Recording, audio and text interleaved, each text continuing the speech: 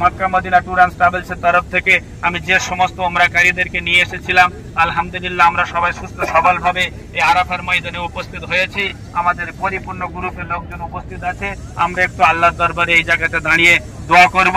Mecca Medina tour and travels এর তরফ থেকে সকলকে জানাই সালাম। প্রিয় সুধী দেশবাসী, যারা আমাদের ভিডিওটি দেখছেন বা দেখবেন, আমি তাদেরকে অনুরোধ করব আপনারা এই ভিডিওটি বেশি বেশি করে অন্যের কাছে পৌঁছে দেবেন এবং ভালো পরিষেবা পেতে, বাঙালি মাতে খাবার খেতে, আমাদের সঙ্গে মক্কা মদিনার বিভিন্ন জায়গায় ঘুরতে আপনারা আমাদের সঙ্গে যোগাযোগ করুন।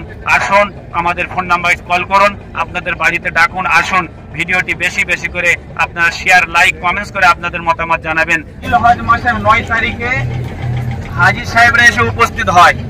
জিলহজ মাসের কয় তারিখে? 9 তারিখে যত হাজী হজ করতে আসে সবাই কিন্তু এই আরাফার ময়দানে উপস্থিত হয় এবং জোহরের নামাজ, আসরের নামাজ এইখানে জামাতের সহিত আদায় করে। কারা? হাজীরা। আসরের নামাজের পরে নবীর সুন্নাত অনুযায়ী একটু উঁচু জায়গাতে দাঁড়িয়ে মাগরিবের আগ পর্যন্ত দোয়া করে। সেই সময় শয়তানের হাড়হাড্ডি চুরচুর হয়ে যায়, শয়তান পেরেশান হয়ে যায়। কারণ আসরের পর থেকে মাগরিব পর্যন্ত হাজীরা যখন কেঁদে কেঁদে দোয়া করে, ওই দোয়াটা জিলহজ মাসের 9 তারিখে আল্লাহ কবুল করে থাকেন। বলেন সুবহানাল্লাহ। অতএব এই মাঠেতে হাজীদের দোয়া আল্লাহ কবুল করে। ওই সাইডে একটা মসজিদ আছে, ওই যে দূরে মসজিদ দেখতে পাচ্ছেন, অনেক দূরে মসজিদ আছে, মিনার দেখা যাচ্ছে। কি করে? ওই মসজিদে নামিরাতে বছরে জিলহজ মাসের 9 তারিখে খোলা হয়। গোটা বছর কিন্তু বন্ধ থাকে, আর খোলা হয় না ওই মসজিদটা। তাহলে ওটা হলো কি? মসজিদে নামেরা। এটা হলো রহমতের পাহাড়, জাবালে রহমত। ওই পাহাড়ের উপরে একটা পাথর দেখতে পাচ্ছ, মিনার, পিলার করা দেখতে পাচ্ছেন? ওই পিলারটা দোয়ার উদ্দেশ্য হলো ওই জায়গাতে আদম নবীর দোয়া কবুল হয়েছিল, অথবা ওই জায়গাতে মা হাওয়া হযরতে আদম নবীর সাক্ষাৎ ঘটেছিল।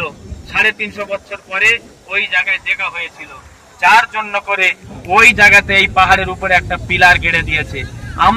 আমি তো প্রায় আপনাদের মতো লোকজনকে নিয়ে আসছি, খিদমত করছি, বছরে 8 বার 9 বার করে আসছি। আলহামদুলিল্লাহ এবারে এই আরাফাতের ময়দানে ফরজ হজে আমি অনেক হাজীদেরকে নিয়ে উপস্থিত হব।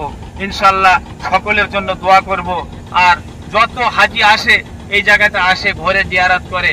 কিন্তু আমরা এর আগে এসেছি, আমরা উঠেছি, অনেকে উঠে ওই জায়গায় বসেছি, দেখেছি। কিন্তু একটা জিনিস, আল্লাহ যেটা চায় বান্দার ভালোর জন্য চায়, খারাপ নয়। আজকের হয়তো আমরা আফসোস করবো, 2 বছর আগে যারা এসেছে উঠেছে, আজকের আমরা উঠতে পারলাম না, এটা আফসোস করার কিছু নাই। আপনি এখান থেকে খাস নিয়েতে দোয়া করলে আল্লাহ আপনার দোয়া কবুল করবে। আজকের আমরা এসেছি আরাফার ময়দানে, যেখানে আদম নবী মা হাওয়া আলাইহিস সালাতু সালামের, আবার বলছি, দোয়া কবুল হয়েছিল। যে পাহাড়ের চূড়াতে পাথরের চিনারি দোয়া আছে, ওইখানে দোয়া কবুল হয়েছিল সম্ভবত, যেটা আমরা জানতে পারি। এইখানে সমস্ত হাজীরা উঠবে। আল্লাহ পাকের দরবার শরীফে লক্ষ কোটি শুকরিয়া জ্ঞাপন করি, শুকরিয়া করে শেষ করতে পারবো না, যে আল্লাহ আমাদের মতো এতগুলি গুনাহগার মানুষদেরকে সেই ভারতবর্ষের 7 জমিন থেকে হাওয়াই জাহাজে করে, ফ্লাইটে করে মক্কার জমিনে উপস্থিত করেছেন ওমরা করার উদ্দেশ্যে, এবং বিভিন্ন নিয়ামতপূর্ণ, বরকতপূর্ণ জায়গাগুলি দেখার আমাদেরকে সুযোগ করেছেন, দোয়া করার সুযোগ করেছেন। আমরা আল্লাহর কাছে এই জায়গাতে দাঁড়িয়ে খাস করে ওই রহমতের পাহাড়ের দিকে দৃষ্টি ফেলবো আর চোখের পানি ছেড়ে ছেড়ে দোয়া করব। আল্লাহ যাতে আমাদের দোয়া কবুল করে, আমাদের মনের যে চাহিদা, আশা নিয়ে আমরা এসেছি, সেই আশা আল্লাহ যেন আমাদেরকে পূরণ করেন। সকলে বলেন আল্লাহুম্মা আমিন। Mecca Medina tour and travels এর তরফ থেকে আমি যে সমস্ত ওমরাকারীদেরকে নিয়ে এসেছিলাম, আলহামদুলিল্লাহ আমরা সবাই সুস্থ সবল ভাবে এই আরাফার ময়দানে উপস্থিত হয়েছি। আমাদের পরিপূর্ণ গ্রুপের লোকজন উপস্থিত আছে। আমরা একটু আল্লাহর দরবারে এই জায়গাতে দাঁড়িয়ে দোয়া করব। Mecca Medina tour and travels এর তরফ থেকে সকলকে জানাই সালাম।